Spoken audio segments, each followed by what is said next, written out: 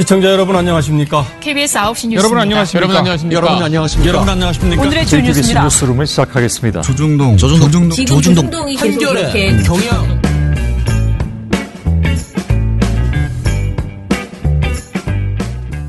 민원연의 미디어 탈곡기 539화를 시작하겠습니다. 예, 안녕하세요. 저는 민원연에서 사무처장을 맡고 있는 김원경입니다. 네, 모니터 팀장 이봉우입니다. 이정일입니다. 어제 유튜브에 어떤 분이 댓글로 거기 허언 김원경이라고 써 있는 거야. 댓글에. 왜요? 왜 허언? 제가 어제 민원연 포커스 얘기를 하면서 내가 뭔가 막 열심히 하겠다 그러면 허언이 될까 봐 늘 그 쓰다 말다가 제가 정말 그 글을 쓸 때마다 그런 생각을 하거든요. 근데 말이 너무 빨라가지고 오늘은 말을 천천히 해야겠다 이렇게 생각을 했습니다. 저도 말 빠르다고 많이 지적을 받는데. 그러니까요. 네, 저는 좀 빠른 편이에요. 우리 모두 우리 유민지 팀장에 비하면 그래도 안 빠른 편입니다요. 양호합니다. 네. 미디어 스크랩을 해보려고 하는데 사실 어제 하려고 했는데 어제 내용이 너무 많아가지고 이거까지 할 수가 없었어요. 이부영 선생님 저희랑 최근에 민원연 구석 일렬 같이 했었죠. 이부영 선생님이 지금 자유언론 실천재단의 이사장님이신데요. 그 전 민주당 의원이기도 하셨죠. 동아투이 동아투이 해직 기자시기도 하시고요. 동아일보의 기자였고 동아투이로 인해서 해직되셨었죠. 네, 유신과 전두환 정권에 맞서 싸우다가. 네. 아무튼 이부영 선생님이 뭐냐면요. 1970년대 국가보안법 위반 혐의로 옥살이를 하셨었거든요. 이때 혼자 하신 건 아니고요. 저희 민원연의 우리 말지의 편집장이었고 또 사무국장을 하셨던 고 성유보 선생님. 저희 민원연에서 굉장히 존경하는 그런 분이에요. 성유보 선생님은 민원연 이사장도 한번 하시지 않았나요? 네, 이사장님 하셨죠. 그런 고 성유보 선생님과 이부영 선생님 두 분이 국가의 그 불법 행위에 따른 위자료를 받게 됐다고 합니다. 서울중앙지법 민사 20부에서 이 이사장과 가족이 국가를 상대로 낸 손해배상 청구 소송에서 국가가 이 이사장과 가족에게 3억 6천만 원과 지연 이자를 지급하라고 판결했고요. 그리고 성유보 전 위원장님의 유족에게도 2억 8천만 원과 지연 이자를 지급하라고 판결했다고 합니다. 재판부는 이부영 등은 영장 없이 강제 연행되어 불법 구금 상태에서 조사를 받았고 기소될 때까지 변호인을 접견하지 못했고 수사기관의 가혹행위로 자백해서 유죄 판결을 받았다. 국가는 1년의 불법 행위로 원고들과 그 가족이 입은 정신적 손해를 배상할 책임이 있다라고 설명했다고 합니다. 지금 이미 이 이사장님이 과거에 민주화운동 보상심의위원회에서 생활지원금을 받았었거든요. 그래서 국가에서는 이거를 줬으니까 퉁쳐야 된다, 안 된다라고 하면서 위자료를 지급할 책임이 없다고 주장해 왔어요. 그런데 법원은 지난해 8월에 헌법재판소의 결정 취지에 따라서 이 이사장 등이 불법 행위에 따른 정신적 손해배상을 청구할 수 있다라고 판단했고요. 이에 따라서 이번 선고가 내려졌다고 합니다. 네, 혹시 기억하지 못하실 분들을 위해서 이부영 선생님께서는 영화 1987에서 배우 김의성 씨가 분했던 그 인물입니다. 네. 네, 감옥 안에서 이제 87년 6월 항쟁을 어느 정도 이끄셨던. 네, 박종철 열사 그 고문을 했던 그 당사 경찰관들이 이제 조작되었었다라는 것을 은폐 조작했었다라는 것을 폭로하신 분이죠. 폭로하신 분이시죠. 감옥 안에서. 네. 그리고 저희 그 성유보 이사장님은 그때 당시에 이제 당연히 같이 이부영 선생님하고 정말 절친이시거든요. 두 분이 자유언론 실천선언에 참여했다가 해직이 됐고요. 그리고 이 두 분이 아무튼 이렇게 같이 동시에 불법 구금, 감금 그리고 투옥이 됐었던 그런 일이 있었습니다. 두 분 다 그 무죄 판결을 당연히 받았었고요. 어제 우리 그래서 이렇게 단톡방이 있는데 나름 막 축하드려요 막 이러면서 굉장히 즐거운 마음으로 좋아했습니다. 그런 일이 있었습니다. 네, 이 시점에서 다시 동아일보 얘기를 안 할 수가 없습니다. 지금 이부영 선생님이 그 동아일보에서 해직된 것도 사실 당시에 유신 정권과 싸우다가 국가보안법을 위반했다는 이유로 잡혀간 것과 연관이 없을 수가 없어요. 네. 동아일보도 그런 이유로 해직한 거 아닙니까? 네. 근데 동아일보는 여전히 우리 이부영 선생님 포함한 동아투이 선생님들을 명예회복 또는 복직시켜줄 시도조차 안 하고 있죠. 의도도 없어 보이고. 생각도 없어 보이죠. 네, 아무 생각이 없어 보이기 때문에 지금 완전 무시하고 있어요. 아예 없는 것처럼 행동하고 자신들의 살아있는 역사인데 심지어는 동아일보가 그나마 시민들한테 신뢰를 얻던 시절의 역사들입니다. 근데 그런 부분에 대해서 아예 모른 척하고 있기 때문에 이런 판결이 더욱 쌓여야 동아일보도 조금이라도 혹시 반응을 보이지 않을까. 아니 그리고 1987에서 동아일보가 되게 멋지게 나오잖아요. 그러니까 너무 멋있게 나와요. 근데 그거 보고도 지금 아무 생각이 안 드나? 자기네들은? 아니 뭐 세월호 참사 5주기에 타이거 우즈 일면에 띄우는 언론사니까 생각이 안 날 수 있습니다.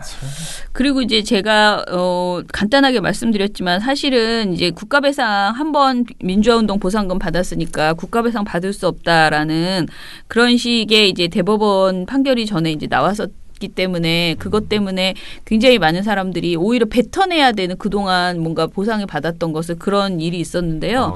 이번 이 판결이 헌법재판소가 그거 아니다라고 판결한 이후에 이제 나온 재판이잖아요. 그래서 이게 바로잡는 의미에서 굉장히 좀 중요한 그 이제 선례를 남겼다 선생님 이부영 선생님의 이 판결이 그렇게 보이고요. 앞으로 이제 분명하게 중간에 보상금을 받았거나 뭐 아주 그게 큰 돈도 아니잖아요. 보상금을 받았거나 그걸로 이제 너희들은 끝 이런 식으로 국가가 정말 개인에게 저지른 그 국가폭력은 어마어마한데 그것에 대한 제대로 된 보상이 안 되는 거 이 문제에 대해서는 해결을 해야 되는데 그래서 좋은 사례였다라고 생각이 듭니다. 그리고 당연히 이거는 말씀하신 것처럼 우리 언론, 그러니까 동아일보사의 그때 상황에 대해서도 어떻게 보면은 이 두 분이 물론 국가보안법 때문에 들어가긴 했지만은 그게 사실 동아투위를 겁박하기 위한 굉장히 큰 그 효과가 있었거든요. 그러니까 언론사들이 자꾸 정권의 문제, 치부를 얘기하니까 그거를 입마감하려고 다 집어넣은 거거든요. 네, 그래서 이번 책임에서 사실은 국가만 이렇게 판결을 배상해야 되는 게 아니고 늘 계속 우리가 말씀드리는 동아일보사의 책임 이거를 말하지 않을 수 없다. 그러니까 정말 정당하게 그 언론 자신의 언론의 자유, 그 집필의 자유 이런 거를 요구하는 기자들을 그렇게 다 내쫓고 지금까지 45년이 지난 지금까지도 그 사람들을 거리에 있게 하는 이 동아일보사가 진짜 반성을 해야 된다. 근데 이 판결에 대해서 뭐 아마 아무것도 보도하지 않았을 거예요. 그럼요. 채널A고 뭐 동아일보고 다 안 했겠죠. 그러니까 네. 아무튼 꼴보기 싫습니다. 네. 자, 그러면은 오늘은 종편을 이야기를 해볼게요. 저희가 사실은 오늘 수요일이잖아요. 그러니까 시민방송심의위원회 안건을 올리는데 그 안건은 저희 그 이번 주에 더 다른 걸 할 필요가 없을 정도로 아주 센 안건이 하나 있죠.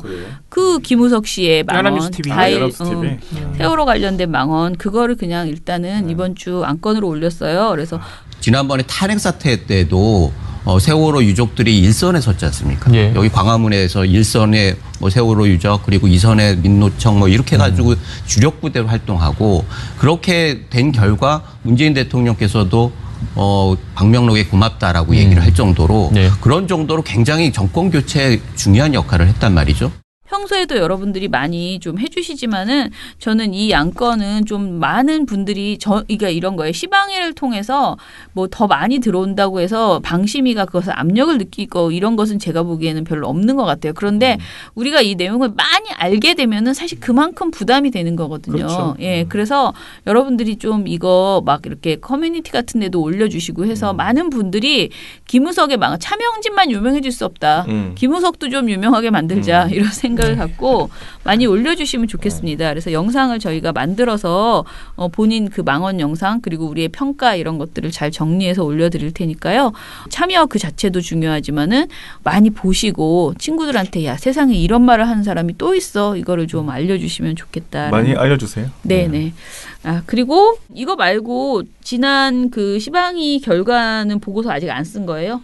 다 썼죠 거의. 다 썼어요? 네, 얼마나 많이 하셨어요? 아 그래서 그게 또 줄어들었어요. 한동안 한 지난 2주간 두 번의 안건에서 뭐 한 번은 3,000명도 넘겼고 지난번에도 1,000명을 넘겨서 다시 제자리를 찾았나 했는데 확실히 이게 1년 된 사업이다 보니까 이렇게 확 눈에 띄는 사안이 아니면 아무래도 관심이 좀 덜한 것 같아요. 500명 정도로 줄었는데 이번에 또 세월호 참사 모독인 만큼 많은 분들이 참여를 해주셨으면 좋겠습니다. 네.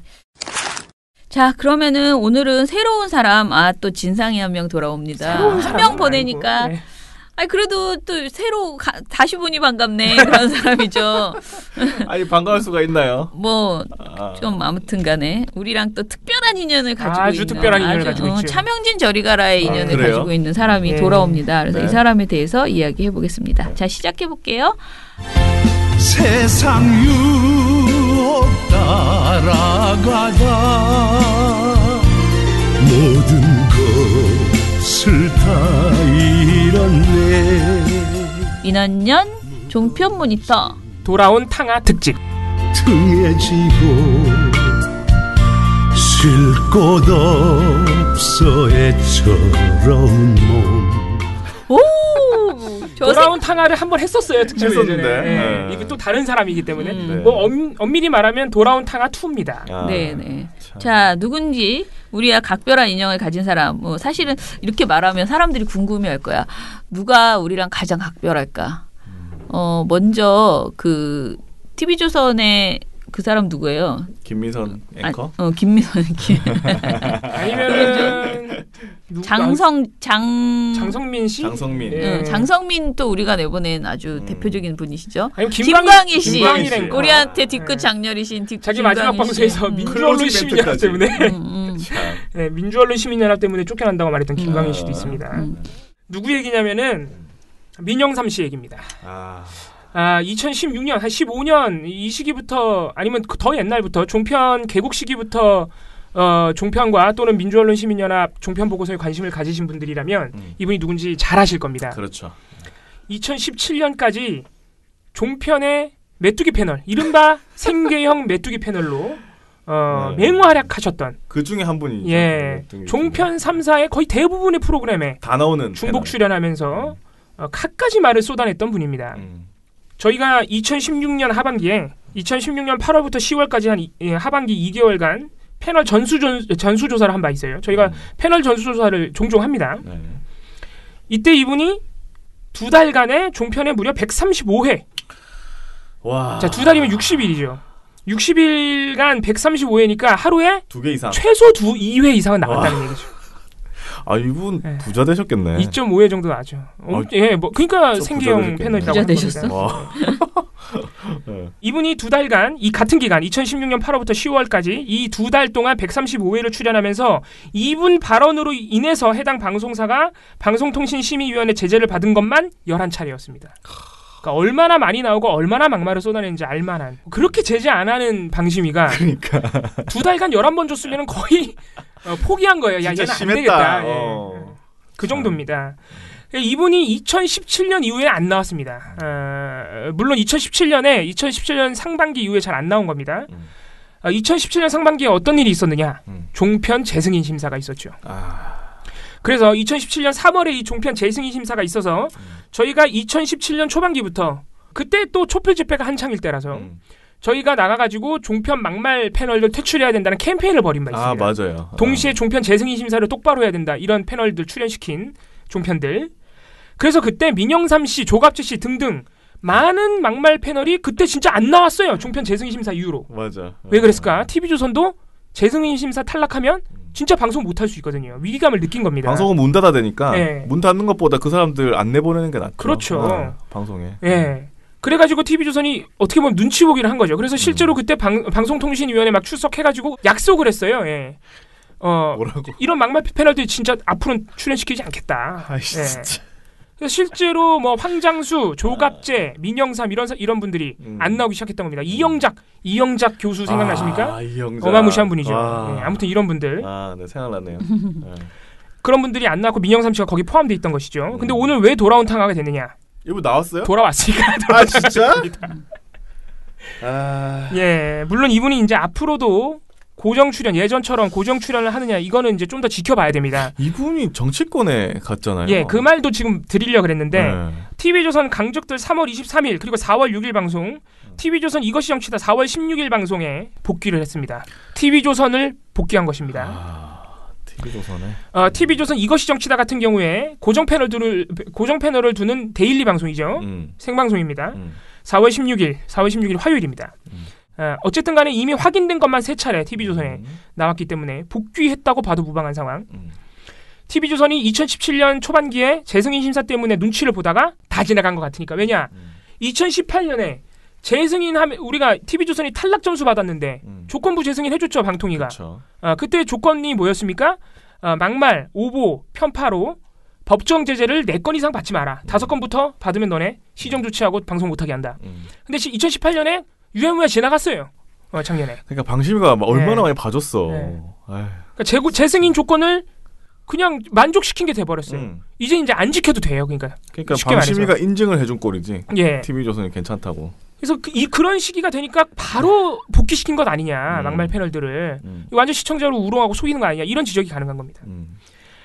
그래서 오늘 이 민영삼 씨에 대해서 좀 소개를 해드리려고요. 과거에 어떤 말들을 했길래. 과거에. 예.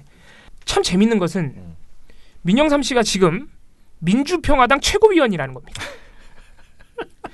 민주평화당 최고위원 타이틀을 달고 나와요 지금 방송에. 왜냐하면 민영삼 씨가요 그동안 막말을 많이 했는데 그 막말의 상당수가 어디 집중됐느냐, 호남 기반 정당을 엄청나게 비난했어요 이분이. 그러니까 난 그게 제일 신기했어요. 심지어 김대중 전 대통령 비하 발언도 있습니다. 많은 얘기를 하기 전에 민영삼 씨가 우리 민원연과도 아주 깊은 인연이 있습니다. 네, 굉장히 반가운 얼굴이에요. 민영삼 씨가 종편에 나오면서 많은 말들을 남겼는데 특히 유명세를 탄 사건이 있습니다. 바로 김정숙 나댄다 발언. 기억난다. 김정숙 여사가 나댄다는 식의 묘사를 한 번도 아니고 2번 했어요. TV조선 시사탱크 2016년 2월 5일 방송에서 사모님들이 정치 현장에 나오게 되면 일이 꼬인다. 공사 구분을 못하고 공직자의 부인들은 처신을 조심해야 된다. 이런 발언을 했고, TV조선 이봉규의 정치 옥타곤 2016년 9월 17일 방송, 이 방송이 바로 그 방송입니다. 정치권에서는 그 여자가 설치면은 잘해봤자 번전이다 이런 얘기가 사실 옛날에 유교적 가치 질서가 아주 지배적일 때 남존 여비 남아사성을 선호할 때 얘기죠. 그래서 우리가 영부인 그 대통령 지도자의 부인으로서 모델을 하면은 유경수 여사 아닙니까? 가장 후보에게 영향을 많이 미친 후보로는 우리가 되게 이인재 후보를 많이 이제 여기서 얘기를 합니다. 근데 이 현모양처 쪽보다는 아주 그 속된 말로 좀 설친다, 나댄다 할 좀 설친다, 나댄다 할 적에 설친다, 나댄다는 표현보다는 좀 적극적이다. 방송이니까 적극적으로 좀 이렇게 활발하다. 그런 이렇게. 유형으로 대표적인 분이 바로 이제 문재인 전 후보의 그 부인으로 이렇게 분류되죠. 그러네요. TV조선 이봉규의 정치 옥타곤 2017년 1월 28일 방송. 나쁘게 보면은 여자가 너무 나댄다. 아주 그 사투리로 이렇게 해서 좀 비호감일 수도 있다. 그런 측면에서 그 경계선에 있는 게 이 금정숙 여사가 아닌가 이렇게 봅니다. 근데 나댄다가 사투리야? 글쎄요. 어디 사투리인지를 모르겠네요. 아무튼 뭐 이런 자기가 그렇게 말을 한다니까. 근데 아무튼 본인은 나댄다라고 한 것이 아니고 나댄다라고 볼 수 있는 측면이 있다라고 이제 그런 식으로 말했는데 민원연이 나댄다라고 단정적으로 이야기를 했다라고 해서 민원연에 대해서 이제 형사 고발 조치를 하겠다. 밝힌 바 있어요. 그러니까 민원연이 이때 나댄다 발언을 보고 저희가 이런 여성 정치인 포함해서 여성에 대한 어떤 차별적 발언들을 비판하는 보고서를 냈죠. 내자마자 민영삼 씨가 자기의 SNS에 이런 나에 대해서 이런 가짜 뉴스를 퍼뜨리는 사람들이 있다. 우리 보고 말하는 거예요. 민원연 보고. 되게 웃기죠. 저의 입에 재갈을 물리려는 이런 가짜 뉴스가 친노 패권 정치의 민낯입니다. 제 온몸이 부서져도 패권 정치와 맞설 것입니다. 이렇게 반발을 하면서. 그러면서 형사고발 조치를 하겠다고 선언했고 실제로 했어요. 더는 우리가 민영삼 씨가 SNS 이렇게 쓴 건 사실 우리가 알 바 아니에요. 자기 SNS에 그렇게 썼는데 뭐 하든지 말든지. 놀라운 거는 민영삼 씨의 이 주장을 민영삼 씨를 띄워줬던 TV조선이 자기들이 띄워준 이 막말 패널을 비호하기 위해서 저녁 종합 뉴스에 보도로 내버렸어요. 이 주장을. 이 주장을 민영삼 씨 커트를 딴 것도 아니고 자기네가 보도로. 민원연을 향해서 이렇게 보도했습니다. 2017년 2월 9일에 민주언론 시민연합도 민영삼 또 문재인 부인에게 나댄다 지적이라는 단정적 제목의 기사를 게시해 여자가 나댄다는 여성 비하 발언과 모욕적인 발언을 퍼부은 것이라고 비판했습니다. 민 교수는 실제 방송에서 문 전 대표 부인을 지칭해 나댄다고 단정적으로 표현하지 않았다고 반박합니다. 문 전 대표 부인에 대한 여러 평가를 설명했을 뿐인데 일부만 발췌해 왜곡된 기사와 게시물이 유포됐다며 민원연 등을 검찰에 고발했습니다. 민원연은 사실 여부를 파악해 대응하겠다고 밝혔습니다. TV조선 장용욱입니다. 그래가지고 저희가 이거는 참을 수 없다. 민영삼 씨 개인 SNS와 달리 TV조선은 완전히 방송인데 온 국민이 보는 방송에서 민원연을 가짜뉴스로 지칭했죠. 뭐 온 국민은 안 보지만 온 국민이 볼 수 있는. 왜냐하면 의무전송 특혜를 받고 있잖아요. 그래가지고 어쩔 수 없이 이때 민주언론시민연합이 TV조선 뉴스판 보도를 했던 이 뉴스판에 대해서 언론중재위원회 정정보도 및 손해배상 조정 신청을 했고 두 차례 조정을 거쳐가지고 사실상의 정정보도인데 사실상의 정정보도인데 이제 이름은 해명보도라고 해서 받아냈습니다. 그래서 TV조선이 4월 15일 한 2달 정도가 지나서 결국은 이런 내용의 보도를 했습니다. 본 방송은 지난 2월 9일 뉴스판 프로그램에서 가짜뉴스의 문제점을 보도하면서 민영삼 씨의 발언에 대한 민주언론시민연합의 지적을 예로 든 바로 있습니다. 그러나 민주언론시민연합의 기사는 이봉규의 정치 옥타곤에 대한 방송 비평일 뿐 가짜뉴스가 아니었음을 알려드립니다. 이 보도는 언론중재위원회의 조정에 따른 것입니다. 라고 앵커가 자막과 함께 읽어야 했던 아주 어떻게 보면 참 언론사로서는 자존심 상하는 게 이런 정정보도인데 쪽팔리겠네. 쪽 좀 팔렸겠구나. 굉장히 부끄러운 상황입니다. 이게 그냥 정정보도면은 어느 정도는 이해를 하는데 자기네가 띄워준 막말 패널의 막말을 비호하기 위해서 이런 보도를 냈다가 자기만 망신당한 거죠. 굉장히 부끄러운 일입니다. 어쨌든 이런 일을 겪었던 분이에요. 민영삼 씨가. 더 재밌는 사실은 민영삼 씨가 형사고발했다 그랬죠? 저희는 몰랐어요. 했는지도 몰랐어. 아, 그래요? 근데 어느 날 민원연 사무실에 법원에서 뭐가 날라왔어요. 야, 우리 뭐야 이거 깜짝 놀라서 막 열어봤죠. 그랬더니 민영삼 씨가 한 형사고발이 기각됐대. 근데 우리는 한지도 몰랐거든요. 그래서 근데 그게 민영삼 씨가 한 거란 것도 모르고 그냥 당신과 관련된 그 고발이 기각되었다 이렇게만 나와서 법원에 이제 검찰에 전화해서 이게 뭔데 우리한테 이런 게 왔냐 했더니 알고 보니 이제 이 재판, 그러니까 민영삼 씨 관련된 내용이었어요. 자, 아무튼간에 뭐 그냥 일단은 고발한다, 고소한다 그래놓고 고소 안 하거나 됐는데 이제 기각되거나 취하하거나 이런 식의, 사실 이거 조선일보가 많이 쓰는 방식인데 일단 겁주고 나는 다 법적 대응하겠어, 강경 끝까지 대응하겠어 해놓고 슬쩍 내리고 취하하고 아니면 아예 고소 안 하고 또는 고소했지만 기각당하고 뭐 여러 가지 방식이 그러면 있죠. 민원연에서는 기각됐다고 뭐 SNS에 좀 썼습니까? 아니요, 저희는 조용히 했었어요. 저희는 관심 없었어요. 아, 그런 거 좀 써야죠. 홍보를 좀 하셔야죠. 그런 거는.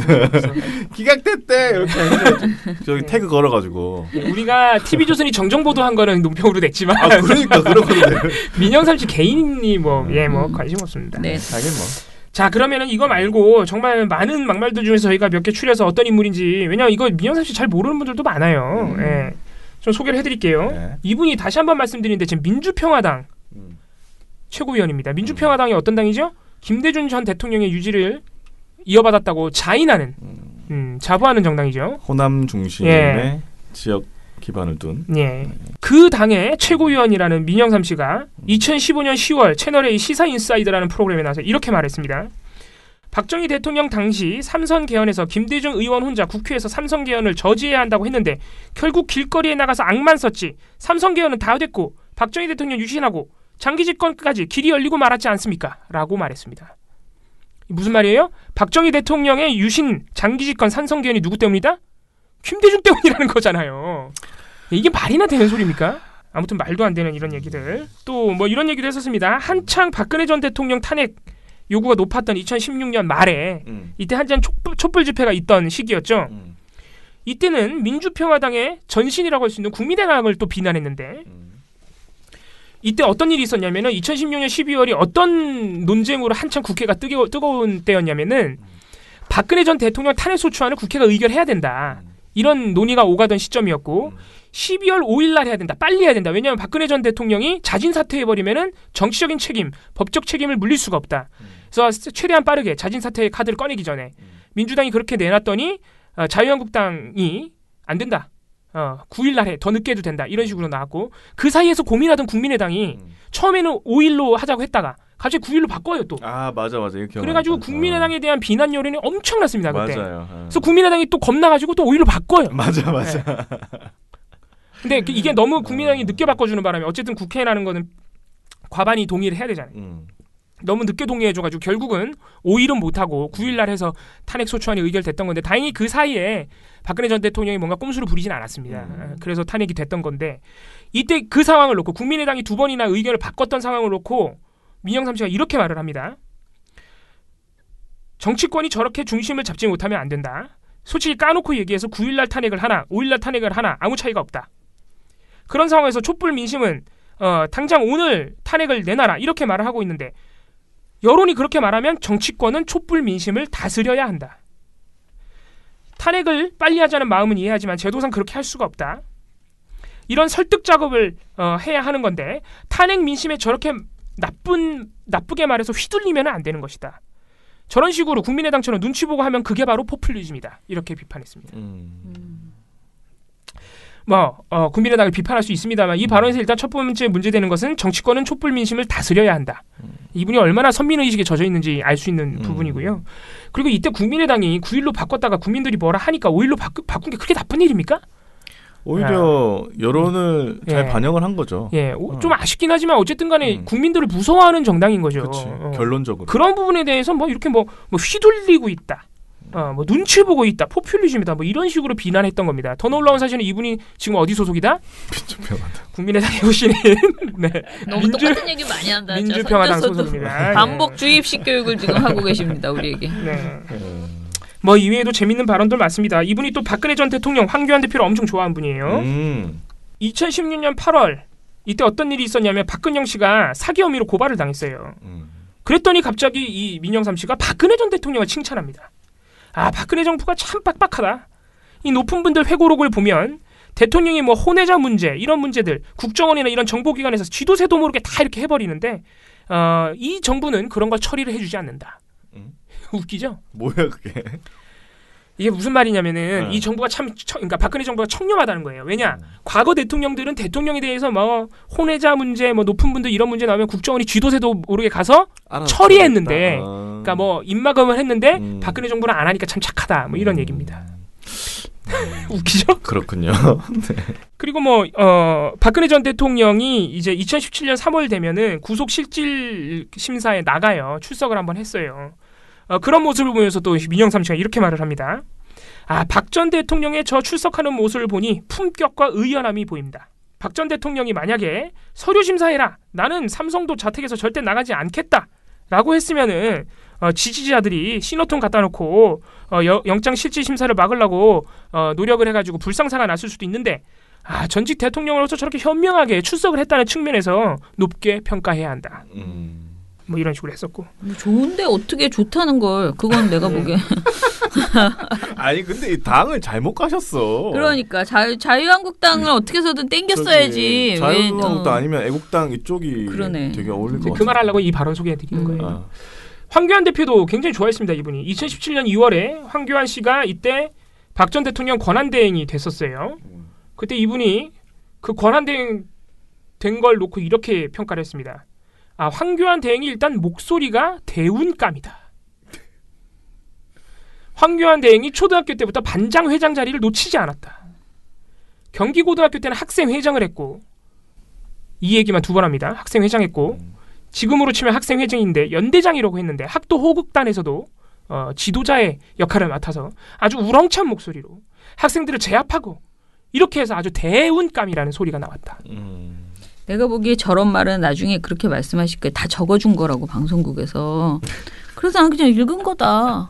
자료를 줬는데 어떡하냐 그럼. 출연하는데 먹고 사니 짐이다 이거는. 나는 내가 보기엔 그럴 것 같아.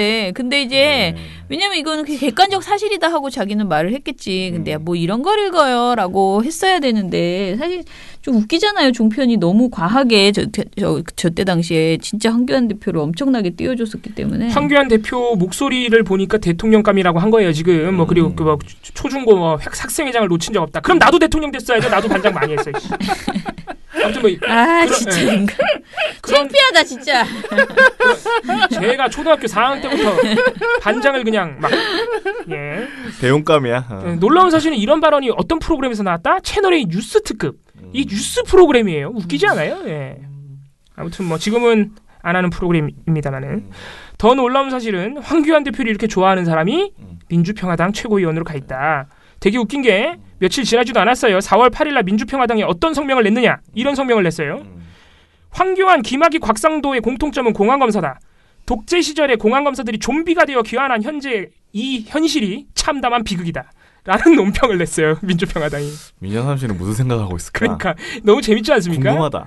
누가 좀 물어봐줬으면 좋겠어. 지금 황교안 대표를 향해서 독재 시절에 공안검사 좀비라고 아주 맹공격을 가한 그 정당에 황교안 대표를 대통령감이라고 칭송했던 분이 최고위원으로 가 있는 겁니다. 혹시 이거 들으시는 기자분들 중에 이거 한번 물어봐 주시면 안 됩니까?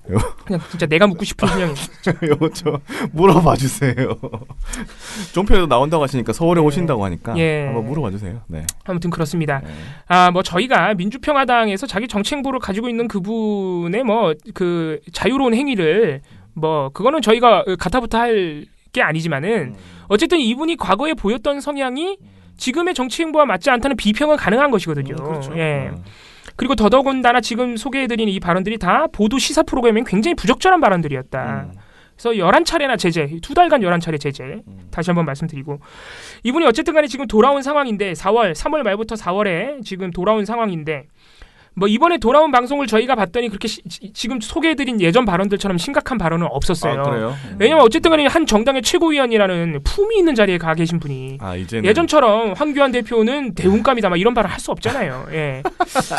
그래서 뭐 나름대로 좀 정중동을 지키는 모습이지만은 그래도 어떻게 보면 옛날 그 생각을 버리지 못한 지점이 좀 있는 것 아닌가 이런 생각이 드는 부분도 있습니다. 예를 들어서 TV조선 이것이 정치다 4월 16일 방송이 이때가 세월호 참사 5주기입니다. 네. 당연히 세월호 참사를 안 다룰 수 없었겠죠. TV조선이라 하더라도. 이때 세월호 참사 처벌 대상자 발표가 있었죠. 유가족들과 시민단체 4.16연대가 발표를 했는데 그거에 대해서 이렇게 말을 합니다.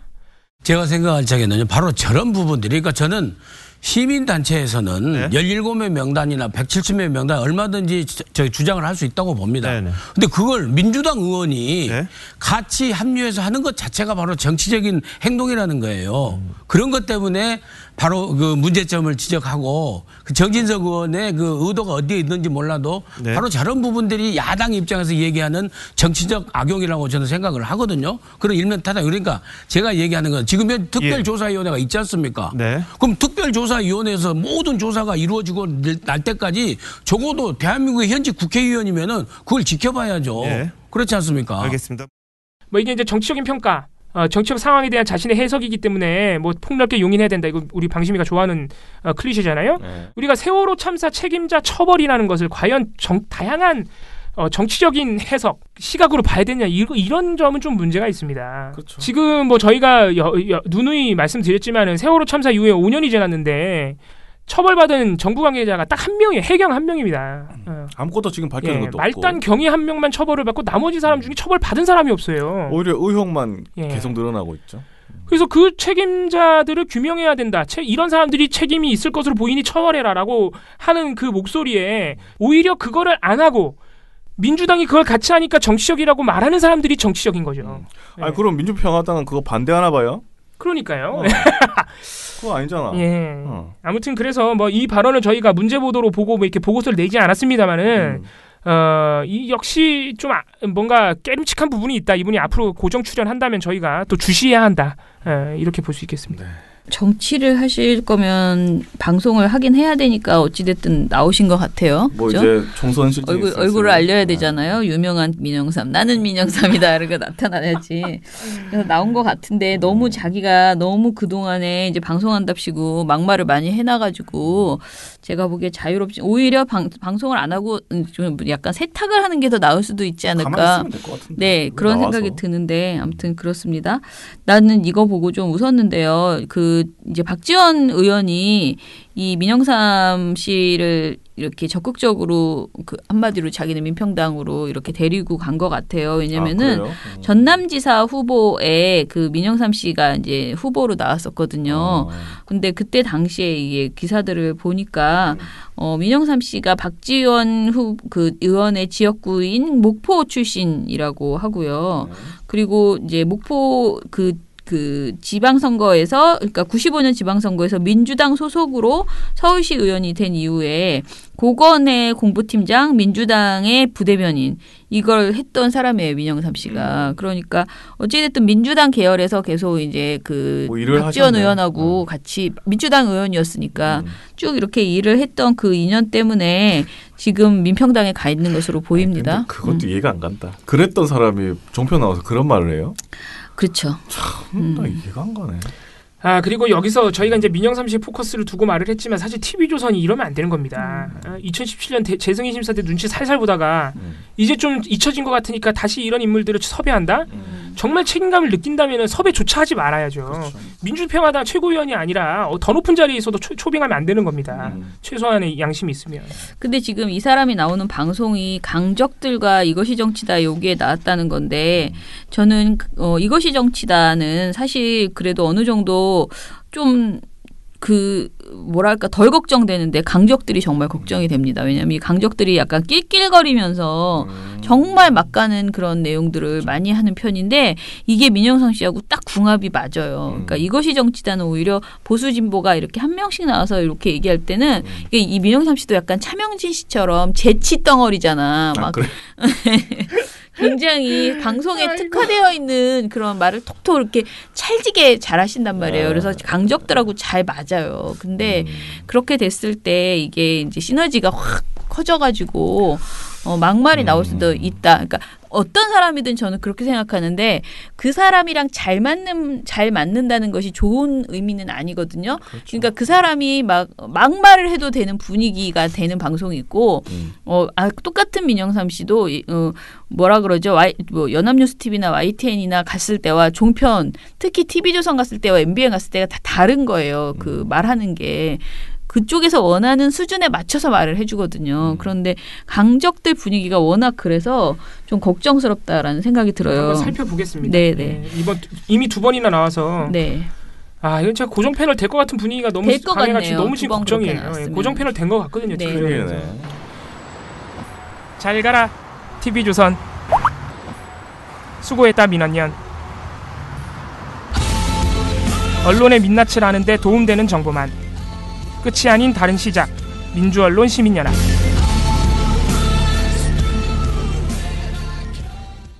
미령곰탱님. 이런 거는 어떤 건지 잘 모르겠네요.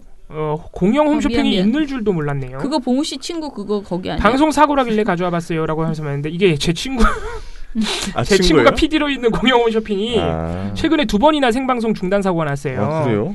한 번은 정전이었고 최근에 또 17일과 21일, 4월 17일과 21일 2번 낸 건데 17일은 정전인 게 밝혀져서 별다른 제재를 받지 않았지만 21일 또 암전이 돼버렸는데 방송이 요거는 이제 또 중징계를 방송통신위원회에 중징계를 좀 피하기 어려운 상황이라고 합니다. 근데 방송국의 대부분 정전을 대비해서 그게 안 돼 있는 거죠 지금. 그게 안 돼 있구나. 공영 쇼핑이 뭔가 장치가 있는 걸로 알고 있는데 어쩐지 제 친구가 연락이 안 되더라고요. PD를 있는데 힘나라.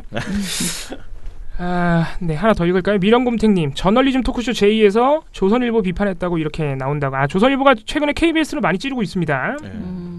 저널리즘 토크쇼 제2도 깠지만 왜냐하면 자꾸 제2가 자기네를 까니까 뭐. 그러니까 이제 조선일보가 이제 KBS 기자들이 뭐 하고 다니는지 그걸 취재하고 있어요. 그걸 취재하고 있다. 그 팀이 만들어졌나 봐 하나. 참으로 한가하시다. 팬클럽도 아니고 말이야. 이런 기사가 또 있습니다. 최근에 이거 제2뿐만이 아니고요. 그 KBS 기자들이 뭐 강압 취재를 한다는 식의 보도가 조선일보에서 종종 나오고 있어요 지금. 박보영 전 대법관 뭐 얘기하면서 했는데, 근데 이거는 뭐 국정농단하고 관련이 있으니까 조선일보가 좀 더 열심히 하는 거 아닌가? 뭐 박보영 판사 같은 경우에는 뭐 그런 생각도 국정농단이 아니라 사법농단 말씀하시는 거죠. 네. 모르겠습니다. 뭐 열심히 사시네. 네. 열심히 하십니다. 그리고 이건 뭐야? 미령곰탱님 여러 개 쓰셨네. 이건 모니터 해도 되겠어? 탈원전 비난도 모자라서 이런 것까지 하다니 하면서 조선일보 한심하네요 하셨습니다. 기사 조선일보 기사 한번 저희가 살펴볼게요. 고이양이 아빠님, 저희 그 세월호 관련된 어제 그 방송 가지고 듣고 쓰신 것 같아요. 세월호 사고 이후 왜 구조를 하지 않았는지. 5.18 민주항쟁을 정부가 어떻게 취급했고 국민을 대의하는 국회의원이 여전히 뻘소리를 왜 하는지, 그리고 일본군 성노예 문제 해결을 대한민국 정부가 어떻게 대했는지 왜 진상규명 안 되냐 이 말씀하신 것 같아요. 미령곰탱님, 내일 처장님 뉴스공장 가시면 옆자리에 앉은 분께 박수 쳐주셔야 할 것 같네요 라고 하면서 김한 기자. 네, 김한 기자 얘기하셨어요. 제가 오늘 아침에 막 놀렸습니다. 좋겠다고 상도 받고 자유한국당에서 홍보도 해주고. 자유한국당이 나 이거가 이달의 기자상 가지고 논평 내는 정당은 또 처음 봤어요. 진짜. 이거 가지고 논평 냈구나. 논평 냈어요. 한국기자협회가 자유한국당을 때리기 위해서 이런 보도를 상을 줬다고. 아니 자유한국당도 왜 이런 걸 논평을 내? 그리고 한국기자협회는 그럴 만한 그렇게까지 하는 곳이 아닙니다. 그러니까. 진짜로 뭐 대부분의 상이 다 그렇지만은 말이 안 되는 소리를 하고 있어. 왜 굳이 그렇게까지? 네. 메멘토 모리님께서 네. 어제 편에 1,000원 후원해 주셨고 흑토마님께서 2,000원 후원해 주셨습니다. 감사합니다. 네, 그러면은 됐죠? 맛있는 거 싸 먹을게요. 예. 네. 뭘 싸먹어? 한 푼도 출력하지 아직 안 찾았어요. 찾지 않았습니다. 자, 오늘 방송은 이것으로 마무리하고요. 내일은 또 무엇을 할까요? 지금 보고서가 신문 방송 다 저에게 꽉 밀려 있습니다. 아마 내일 방송으로 찾아뵙겠습니다. 네. 민원연의 미디어 탈곡기는 내일도 열심히 털어드리겠습니다. 탈탈탈 안녕. 네, 오늘 뉴스데스크 마치겠습니다. 시청해주신 여러분 채널 A가 함께합니다. KBS 뉴스 오늘 순서 모두 마치겠습니다. SBS는 앞으로도 끝까지 파헤치겠습니다. 오늘 8시 모두 마치겠습니다. 시청해주셔서 고맙습니다. 뉴스팔 여기서 마치겠습니다. 저희들은 내일도 최선을 다하겠습니다. 여러분 고맙습니다. 탈탈탈 안녕.